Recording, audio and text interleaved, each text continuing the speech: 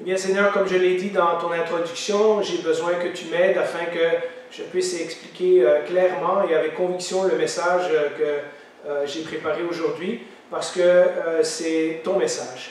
C'est ton message pour moi, c'est ton message pour chacun de nous qui sommes ici. Plusieurs d'entre nous, nous connaissons ce message. Pour plusieurs d'entre nous, ce sera peut-être la première fois. Nous te demandons de nous rendre attentifs et réceptifs. C'est un message d'une importance vitale pour notre vie ici-bas et pour la vie éternelle. Et nous voulons ne pas prendre ce message à la légère. Nous te demandons ces choses au nom de Jésus. Amen.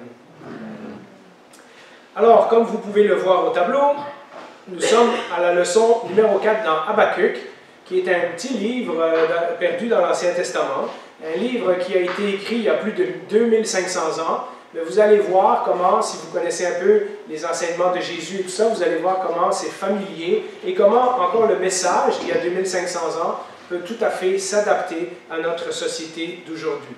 Et j'ai intitulé ce message « Le juste vivra par la foi » et vous allez comprendre dans quelques minutes pourquoi. Alors, je veux vous remettre un petit peu le contexte. On est en 600 avant Jésus-Christ.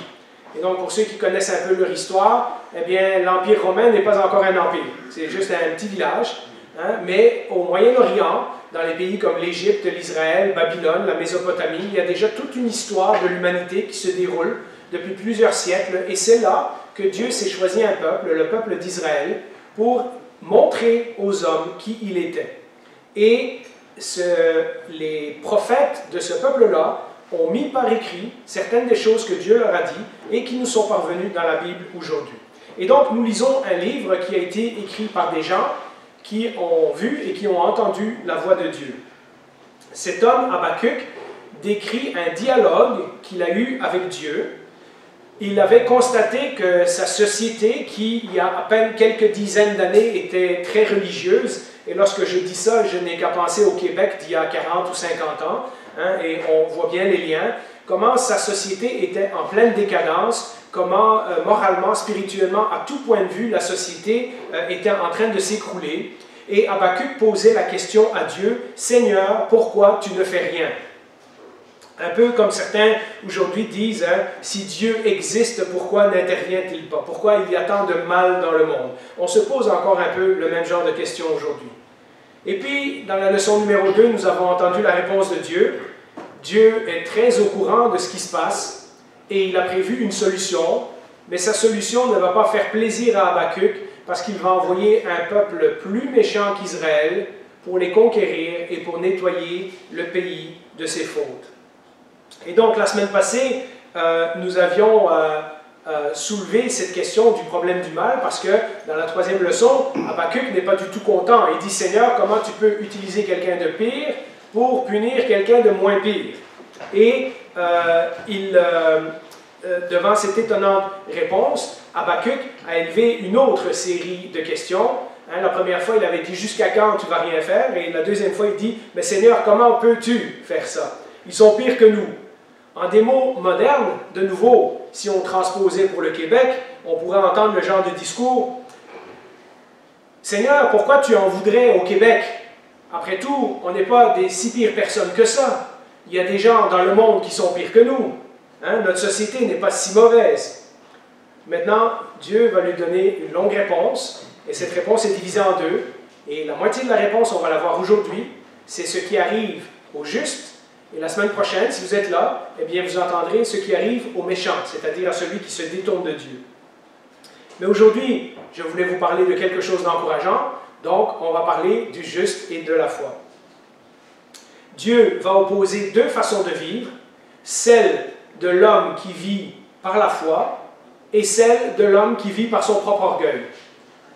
Et aujourd'hui, on va regarder qu'est-ce que ça signifie de vivre par la foi. C'est dans ce contexte que Dieu va prononcer une des paroles les plus célèbres de la Bible que j'avais mis en introduction, « Le juste vivra par la foi ». Je veux parler de ça aujourd'hui parce que non seulement, je vous l'ai dit, c'est la clé pour comprendre tout le livre d'Habakkuk, mais en fait, si vous connaissez un petit peu le christianisme, c'est la clé pour comprendre ce que nous appelons l'Évangile ou la bonne nouvelle. Toute la bonne nouvelle la raison pour laquelle nous nous réunissons en Église, la raison pourquoi nous avons chanté en introduction, la raison pourquoi dimanche après dimanche, la plupart d'entre nous se réunissent depuis des années, c'est à cause de cette bonne nouvelle, parce que cette bonne nouvelle a transformé notre vie. C'est aussi, donc, comme je disais, la clé pour comprendre ce que les véritables chrétiens croient vraiment. Parce que dans les chrétiens, il y a différents noms, il y a différentes branches, et peut-être que dans votre Église, peut-être que dans l'arrière-plan d'où vous venez, on ne vous a jamais parlé de ces choses-là, et pourtant, c'est écrit dans la Bible, et c'est un des versets les plus importants de la Bible. En d'autres mots, ce que je vais vous présenter aujourd'hui, c'est ce que nous, chrétiens, ici à l'Église de Saint-Constant, nous croyons, et c'est ce que nous essayons d'expliquer aux autres, et c'est la raison pourquoi nous avons été au parc hier, pour rejoindre des gens, pour leur parler de ces choses-là, pour leur faire entendre cette bonne nouvelle, parce que nous pensons que même dans une société qui se déchristianise et qui abandonne Dieu à grande vitesse comme la nôtre, il y a encore des gens qui ont besoin d'entendre ce message. Il y a encore des gens qui ont soif de ce message. Il y a encore des gens qui cherchent une solution pour leur vie. Un jour, chaque personne, chacun d'entre nous, à la fin de notre vie, qu'on le veuille ou non, qu'on y pense ou non, qu'on essaye d'enlever ça de notre esprit ou pas, qu'on vive comme si c'était vrai ou pas, à la fin de notre vie, la Bible nous dit que nous devons rendre des comptes à Dieu pour la façon dont nous avons vécu. Et à moins d'être juste devant Dieu, et je vais expliquer ce que ça signifie, nous serons séparés de Dieu pour toujours. Alors, nous allons lire les versets 2 à 4 du chapitre 2 d'Habakkuk, puisque ça va être notre texte pour aujourd'hui. À partir du verset 2, nous lisons « L'Éternel m'a répondu et a dit ». Donc, c'est suite à la question d'Habakkuk, « Seigneur, comment tu peux faire ça ?» Et là, l'Éternel lui répond et dit « Mets ta vision par écrit ». C'est pour ça qu'on a ce livre-là aujourd'hui. Dieu lui a dit « Écris-le sur une tablette. Grave-la sur des tables afin qu'on la lise couramment. » C'est-à-dire qu'on puisse la lire régulièrement pendant plusieurs générations. En effet, c'est encore une vision qui concerne un moment fixé. Elle parle de la fin et ne mentira pas, c'est-à-dire elle va vraiment arriver. Si elle tarde, attends-la, car elle s'accomplira certainement. Et c'est là que je vous disais tantôt que Dieu compare deux styles de vie. Au verset 4, « Celui dont l'âme n'est pas droite est plein d'orgueil, et nous verrons quel est son sort la semaine prochaine, mais le juste vivra par la foi. » Dieu a instruit Habakkuk d'écrire cette réponse parce qu'elle est une réponse capitale. Elle est importante, elle doit être lue, elle doit être enseignée et il faut que les gens s'en souviennent. Il rassure son prophète que même si la réponse de Dieu n'arrive pas tout de suite, elle arrivera certainement, même si elle prend du temps, elle va finir par s'accomplir. Alors, j'ai parlé depuis le début d'être juste, le juste vivra par la foi, être juste devant Dieu. Alors, qu'est-ce que ça signifie exactement un juste? C'est quoi un juste dans la Bible? D'un côté, si vous êtes familier avec les récits bibliques, par exemple à Noël, on lit que Joseph, le père de Jésus, était un homme juste. On entend parler des fois que David dit « Seigneur, dans toutes ces choses-là, j'ai été juste ». On entend aussi Dieu dire de Job que Job était un homme juste, un homme intègre et droit. Et puis, nous savons aussi que Dieu a considéré Abraham comme juste. C'est ceux qui sont familiers avec l'histoire d'Abraham, vous le savez, Abraham a été déclaré juste par Dieu à plusieurs reprises. Et donc, à premier abord, en regardant donc Job, Abraham et tous ces personnages-là, on pourrait croire qu'être juste, il s'agit de gens qui ne sont pas si mauvais que ça.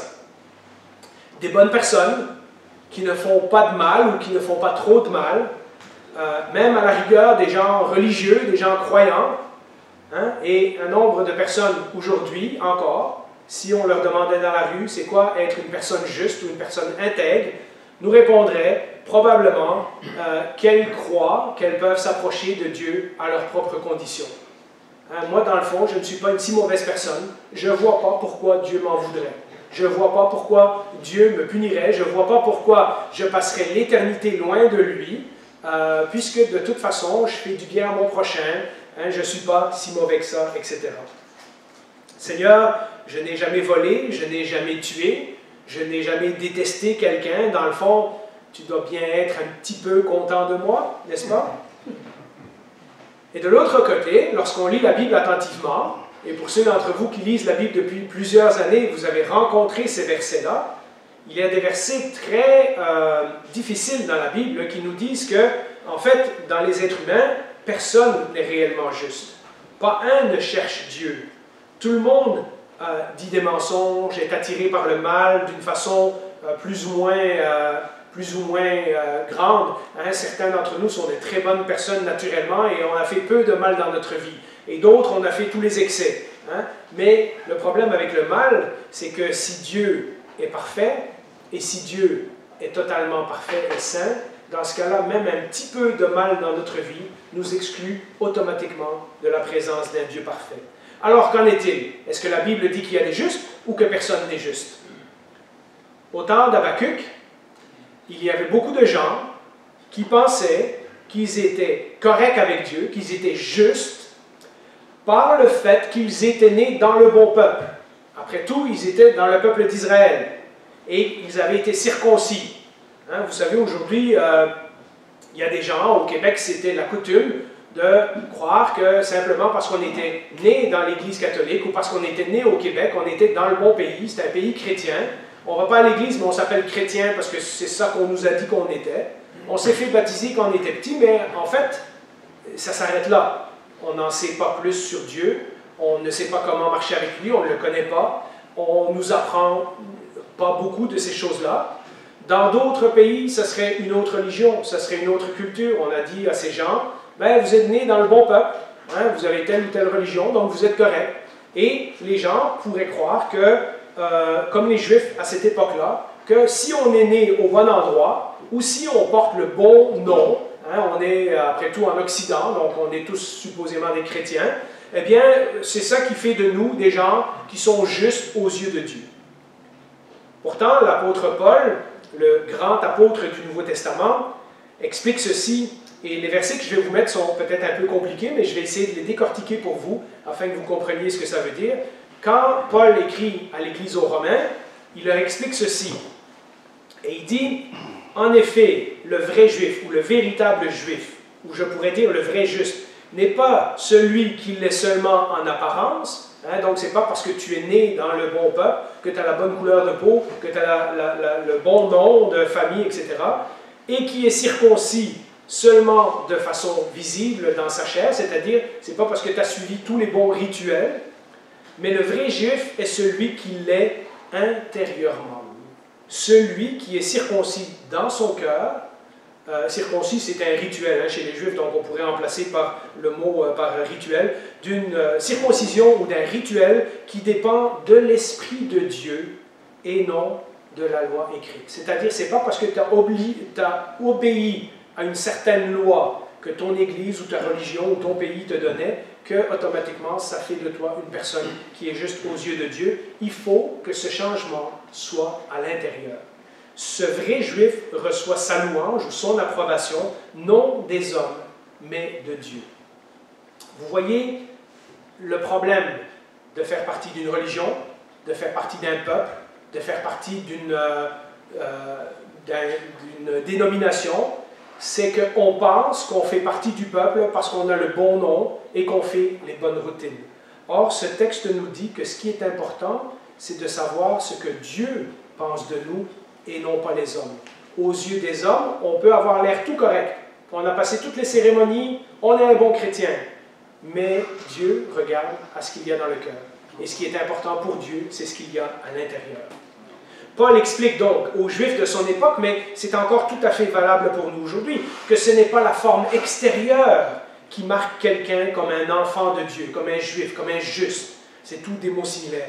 Mais c'est ce qui se passe à l'intérieur, spirituellement. De la même façon, on peut dire aujourd'hui que ce qui fait un véritable chrétien, ce n'est pas, comme je l'ai dit, qu'on est né dans le bon pays, qu'on a été baptisé quand on était bébé, qu'on va à l'église, ou même qu'on est ou non une bonne personne, et qu'on connaît nos prières et qu'on connaît quelques textes de la Bible par cœur. C'est ce qui se passe dans notre cœur. Avons-nous une véritable amitié avec Dieu? Avons-nous un véritable amour avec Dieu? Connaissons-nous Dieu comme une véritable personne, comme si on parlait à son père ou à son ami? Avons-nous une relation, un lien quotidien avec Dieu? Est-ce que Dieu est celui qui occupe nos pensées, mais aussi qui nous aide à prendre les bonnes décisions dans la vie, qui nous transforme de l'intérieur, etc. Est-ce que nous le connaissons comme un Père qui nous aime profondément? Et parfois, ça c'est difficile parce qu'on a eu des pères humains qui n'ont pas toujours été parfaits. Et lorsque la Bible nous dit que Dieu est notre Père, on peut penser que c'est un terme un peu spirituel. Hein? Dieu est le Père de l'humanité. Mais la Bible nous dit que nous pouvons connaître Dieu comme un Père qui nous a aimés comme personne ne nous a jamais aimés dans ce monde.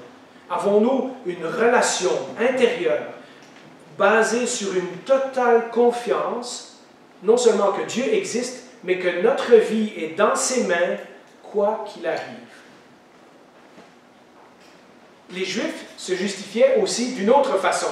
D'abord, ils disaient, on est dans le bon peuple, on a été circoncis, on a le temple, ils avaient l'Ancien Testament, etc., etc. On a les prophètes, Dieu nous a parlé, on doit être du bon côté. Les Juifs se justifiaient aussi en se disant qu'ils étaient descendants d'Abraham, à qui Dieu avait fait une promesse. Après tout, on est les enfants de nos parents, et donc si mes parents étaient chrétiens et ceux d'avant étaient chrétiens, etc., je dois être chrétien. Mais lorsque Paul parle d'Abraham, toujours dans la lettre aux Romains, il affirme quelque chose de différent. Dans Romains 4, versets 9 à 11, il écrit ceci. Et là, évidemment, je prends les versets au milieu, vous lirez ce qui précède si ça vous intéresse. Eh bien, nous venons de dire que Dieu considéra Abraham comme juste en tenant compte de sa foi. Alors vous allez voir, le mot « considérer », c'est Dieu qui déclare quelqu'un qui est juste, ce n'est pas nous-mêmes qui décidons que nous sommes justes. Hein? Quand cela s'est-il passé? Après qu'Abraham ait été circoncis ou avant? Non pas après, mais avant. Abraham a reçu plus tard la circoncision comme un signe. C'était la marque indiquant que Dieu l'avait considéré comme juste à cause de sa foi quand il était encore incirconcis. Abraham est ainsi devenu le père de tous ceux qui croient en Dieu sans être circoncis et que Dieu considère eux aussi comme justes. Pour un juif qui entend cette phrase, c'est un choc. Ça ne veut pas dire que parce qu'il est descendant d'Abraham physiquement, qu'il est un enfant de Dieu. Ce texte nous dit que celui qui est le vrai descendant d'Abraham, c'est celui qui a la même foi en Dieu qu'Abraham avait. Et donc, de nouveau, ce n'est pas l'apparence extérieure. Ce qu'Abraham a fait de correct, afin que Dieu le considère comme juste, afin que Dieu déclare qu'Abraham était juste à ses yeux, ce n'est pas d'obéir à un tas de règles. Nous avons vu, il a reçu la circoncision plus tard, après s'être tourné vers Dieu. Mais ce qu'il a fait de correct, c'est de se tourner vers Dieu avec totale confiance et avec totale foi.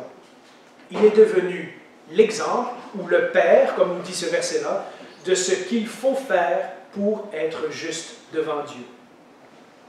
Romains 1, toujours dans Romains, Paul l'explique très bien, au verset 16 et 17, il expliquait pourquoi, lui, il n'avait pas de misère à se promener partout dans l'Empire romain et créer des églises. Hein? C'est sans crainte que j'annonce la bonne nouvelle, ou comme j'ai dit tantôt, l'évangile, c'est le même mot. Elle est en effet la puissance dont Dieu se sert pour sauver tous ceux qui croient. Vous voyez de nouveau le lien avec la foi? En effet, la bonne nouvelle révèle ou nous montre comment Dieu rend les humains justes devant lui. C'est par la foi seule, du commencement à la fin, comme l'affirme l'Écriture. Et là, regardez, il utilise les mots de Habakkuk, « Celui qui est juste par la foi vivra ». Et donc, Paul est en train de dire, on vous a dit déjà, il y a 600 ans, mais vous n'avez peut-être pas écouté, que Dieu rend juste ceux qui ont foi en lui. C'est la seule façon.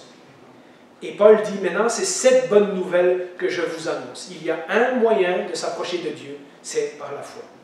Alors, ma question maintenant, c'est, peut-on être juste?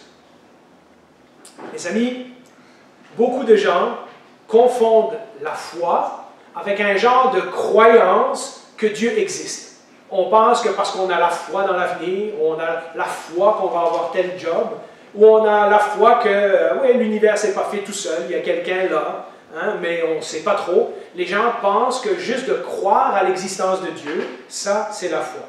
Mais cela n'est pas suffisant, parce que plein de gens dans notre société disent qu'ils ont la foi, et pourtant ils vivent exactement comme si Dieu n'existait pas.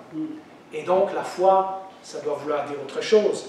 À quoi sert ce genre de foi? Croire que quelqu'un existe, mais vous ne savez même pas s'il vous aime, s'il veut communiquer avec vous, c'est quoi son plan pour votre vie, qu'est-ce qui va vous arriver une fois que vous vous retrouvez de l'autre côté.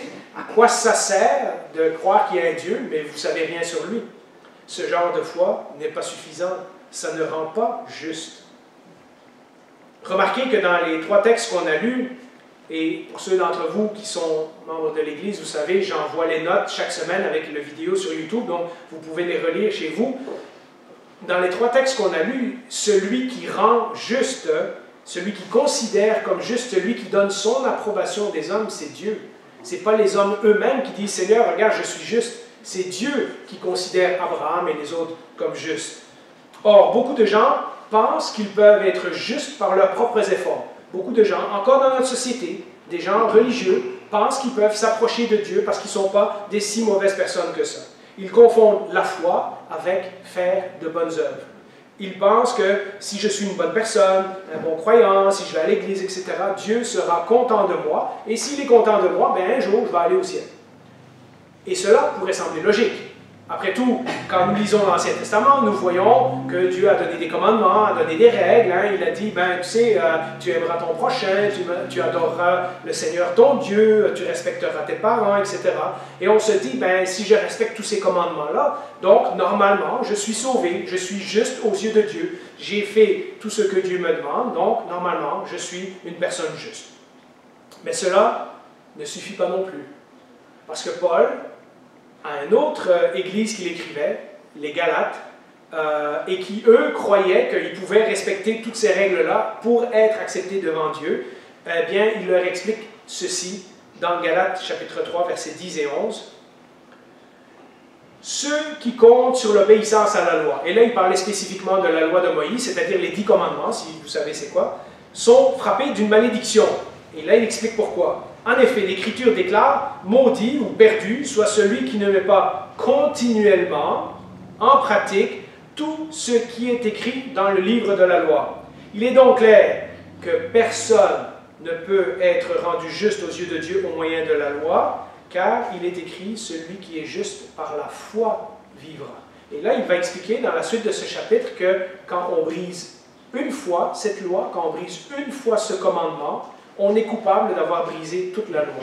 Et c'est là qu'il dit, ça prend autre chose que d'obéir à une loi pour être juste devant Dieu, ça prend la foi. La même foi qu'on a vue en Abraham. C'est la seule façon dont on peut vivre devant Dieu, c'est si on a cette foi qui nous sauve. Et vous savez, comme je le dis, pourquoi ça ne marche pas? Parce que Dieu est parfait. Imaginez j'essayais et c'est très difficile en mots humains d'imaginer, mais imaginez un roi parfait qui a un royaume où tout est en blanc, tout est tellement brillant et tout est tellement parfait, et que nous, qu'on soit tout goudronné de noir ou qu'on ait juste une petite tache de noir sur nous, on entre là, puis on fait des taches partout. Et donc, vous voyez, la perfection de Dieu et le péché ou la faute des hommes ne peuvent pas habiter ensemble. Dieu ne peut pas accepter que des gens sales rentrent chez lui. Si nous ne pouvons pas obéir à la loi parfaitement, alors nous avons des taches noires sur nous et nous ne pouvons pas rentrer dans la présence de Dieu. Alors, quelle est la solution? Quelle est la solution si la Bible dit que Dieu nous aime et que Dieu veut partager l'éternité avec nous, mais que nous sommes sales, puis nous devons rentrer dans la présence d'un Dieu qui est parfait? Eh bien, Habakkuk, dans ce verset, le juste vivra par la foi, a eu un petit aperçu. Il n'a pas tout compris, je vais vous expliquer tantôt pourquoi, mais il a compris quelque chose. Il doit vivre par la foi. Dans sa situation historique à lui, 600 ans avant Jésus-Christ, ça voulait dire « continue à faire confiance à Dieu, même si tout le monde s'écroule autour de toi. » Mais la question, alors, c'est si on peut être juste. La dernière question, c'est comment être juste alors? La raison que Dieu lui demande d'écrire cette réponse, c'est parce qu'il annonce, évidemment, la venue des Babyloniens, qui va arriver quelques années après qu'Habakkuk a écrit le livre, mais il annonce un message qui va se produire quelques centaines d'années plus tard. Un jour, Dieu a envoyé, un soir de Noël, son Fils, Jésus, sur la terre. Et ce Fils parfait de Dieu a obéi à la loi parfaitement. Il a pris sur lui nos fautes, nos péchés. Vous connaissez peut-être cette histoire. Il est mort le jour de Pâques sur une croix, 30 ans plus tard. Cette mort était une punition à notre place. Donc, si vous voulez, Christ a pris tout ce qu'il y avait de noir sur nous, l'a pris sur lui, et il a été puni à notre place. Pourquoi? Pour que nous devenions saints et parfaits, et que nous puissions maintenant rentrer dans la présence de Dieu sans aucune objection. Et il nous offre cet échange gratuitement. Moi, je meurs pour toi, je peux te donner mes vêtements blancs pour que tu puisses rentrer dans la présence de Dieu. Et vous savez ce qu'il demande en retour de ça, en retour de sa mort à notre place sur la croix? Une seule chose. La même qu'il a demandé à Abraham, la même qu'il a demandé à Habakkuk, la foi. Le juste vivra par la foi. Tout ce qu'il demande, c'est notre confiance. La foi, la confiance que Dieu a fait tout ce qui était nécessaire pour nous sauver et que c'est suffisant. Nous n'avons rien d'autre à y ajouter. Si nous voulons être, si vous voulez savoir comment être juste aux yeux de Dieu, eh bien, nous devons simplement vivre par ce genre de foi. Et comme Abraham et tous les autres, il faut que cette foi vienne de l'intérieur. Et pour que ce soit la foi en Jésus et non pas la foi dans nos propres bonnes œuvres. Pour Habakkuk, évidemment, c'était très pratico-pratique. Seigneur, ma société va mal. Le Seigneur dit, je suis au courant, j'envoie quelqu'un pour punir ta société. Habakkuk lui dit, mais non, Seigneur, comment peux-tu? Et lui dit, ne t'inquiète pas. Toi, vis par la foi, moi, je vais m'occuper du reste. Comment survivre si tu envoies les Babyloniens pour nous punir? Dieu lui dit, vis par la foi. Le juste vivra par sa foi. Je te traiterai comme un juste si tu as confiance en moi. Comme Habakkuk, nous n'aurons pas toutes les réponses à nos questions. En fait, je vous ai posé dans la première leçon, jusqu'à quand, Seigneur, tu vas laisser faire notre société sans intervenir? Et dans la deuxième ou la troisième leçon, on a regardé, Seigneur, comment peux-tu faire parfois intervenir des gens plus méchants pour corriger ton peuple, etc. Comme Job, qui a posé beaucoup de questions, comme David, qui pose beaucoup de questions dans la Bible, une des choses qu'on remarque, c'est que Dieu ne répond pas, ou ne répond pas souvent, ou ne répond pas ce que nous voulons à nos questions. Et comme tous ces gens-là, nous n'aurons pas toujours l'explication exacte à nos questions les plus profondes. Après tout, si Dieu dirige l'univers, il y a certainement des choses qui doivent nous échapper. Et même s'il nous expliquait, on ne pourrait pas tout comprendre. Et même si on les comprenait, je ne suis pas certain qu'on serait capable de les digérer. Nous ne saurons peut-être jamais pourquoi l'injustice semble triompher de notre vivant. Mais les autres générations, on ne sait pas comment ils vivaient ça, mais nous, en tout cas, on voit notre monde et on n'aime pas ce qu'on voit. Nous ne saurons pas pourquoi Dieu attend parfois tellement longtemps avant d'agir. Souvent même, nous ne comprendrons même pas la façon, la réponse que Dieu donne ou la façon que Dieu choisit dans ce monde. Mais il y a une chose que nous pouvons comprendre et il y a une chose que nous devons comprendre après le message d'aujourd'hui. Il y a une chose que le Seigneur nous révèle ici. Si nous avons une foi confiante en Dieu, si nous avons la foi en Dieu, nous pouvons avoir la certitude que nous vivrons. Et quand la Bible parle de vivre, elle ne parle pas simplement de vivre ici sur cette terre, elle parle de vivre éternellement. C'est-à-dire lorsque notre vie prend fin ici-bas, nous avons une autre vie qui est déjà commencée à l'intérieur de nous, mais qui nous attend dans la présence de Dieu pour l'éternité. Ce n'est pas à cause de ce que nous faisons, ce n'est pas à cause du nom que nous portons, ce n'est pas à cause de cérémonies que nous avons suivies, ce n'est pas parce que nous sommes nés dans le bon pays, ce n'est même pas parce que nous sommes des plus ou moins bonnes personnes, mais parce que Dieu nous a fait un cadeau, un don gratuit, nous dit la Bible. Et par la foi, tout ce que nous avons à faire, c'est accepter ce cadeau. Ce cadeau est suffisant pour que Dieu, lorsqu'il nous voit, nous considère comme justes. parce que ce qu'il voit, ce n'est plus nous avec nos tâches, mais c'est les vêtements blancs que Jésus nous a donnés. Dans Éphésiens 2, versets 8 et 9, Paul explique la raison pourquoi ça ne peut pas être par nos propres forces.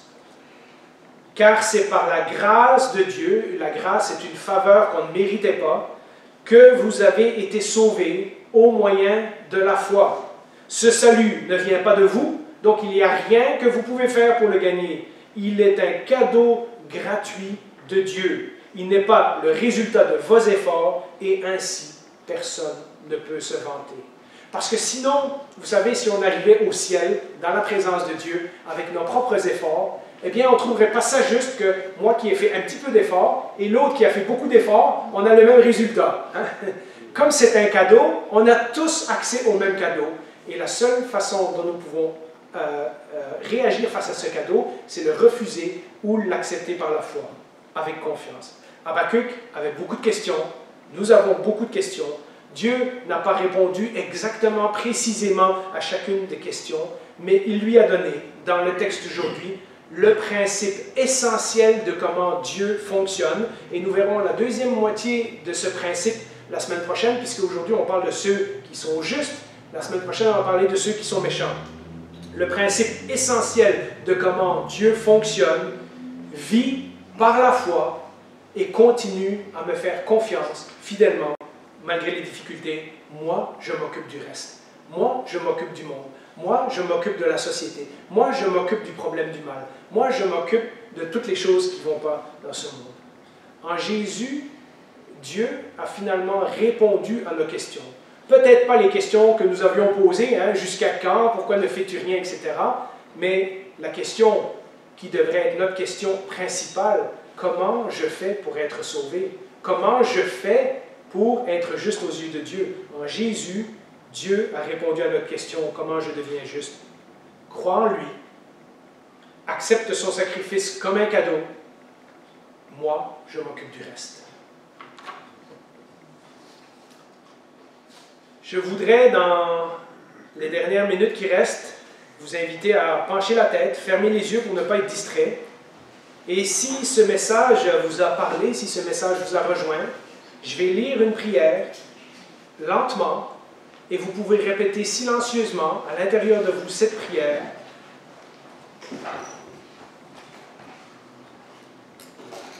Et voici ce que nous disons à Dieu. Seigneur, je comprends que ce n'est pas ma bonne conduite, ce n'est pas ma religiosité, ou même mon obéissance extérieure qui fait de moi ton enfant. Je comprends que je suis un pécheur et que la seule façon dont je puisse passer l'éternité avec toi, c'est de croire que Jésus est mort pour moi. Qu'il a payé mes fautes, qu'il est ressuscité et qu'il me donne dès cet instant une nouvelle vie avec toi. Quand tu me regardes, tu me vois totalement juste. Parce que Jésus a déjà porté mon péché. J'accepte ce cadeau incroyable par la foi et je désire te suivre avec confiance dans le reste de mon chemin sur terre. Quelles que soient les circonstances qui se présenteront. Tu es mort pour moi. Je veux dorénavant vivre pour toi. Amen. Je sais que pour beaucoup d'entre nous, nous avons fait une prière similaire, ou nous avons déjà fait ce genre de prière, et c'est la raison pourquoi nous savons que Dieu nous aime, que nous sommes acceptés de Dieu. Si c'était nouveau pour vous, ou si vous cherchez encore, si vous n'avez pas tout compris, ne restez pas sur votre faim. Venez me voir, venez voir les gens qui étaient au parc hier, etc. Parlez-leur. Moi, je suis prêt à faire des rencontres avec vous, à faire des leçons avec vous, à vous expliquer ce que signifie être un chrétien. Mais vous devez être persuadé que si vous avez fait cette prière, dès cet instant, vous êtes un enfant de Dieu. Et puis maintenant, puisque vous êtes un enfant de Dieu et que vous êtes un petit bébé, eh bien, il va falloir grandir. Et l'Église, et la Bible, et la prière, et les chrétiens sont là pour vous aider à grandir. Et si ça fait déjà plusieurs années que vous avez fait cette prière-là, mais que vous vous considérez encore comme un enfant spirituel, et que vous trouvez que vous n'êtes pas encore à la maturité, que vous ne comprenez pas tout, etc., eh bien, une des raisons qu'on se réunit tous les dimanches, c'est pour apprendre des choses sur Dieu, apprendre la parole de Dieu, apprendre à mieux le connaître, parce qu'après tout, on va passer l'éternité avec lui. Et ça serait bien d'arriver au ciel en sachant au moins un petit peu du genre de personne qu'il est. Que la grâce du Seigneur Jésus-Christ, l'amour de Dieu le Père et la communion du Saint-Esprit soient avec vous tous. Amen. Amen.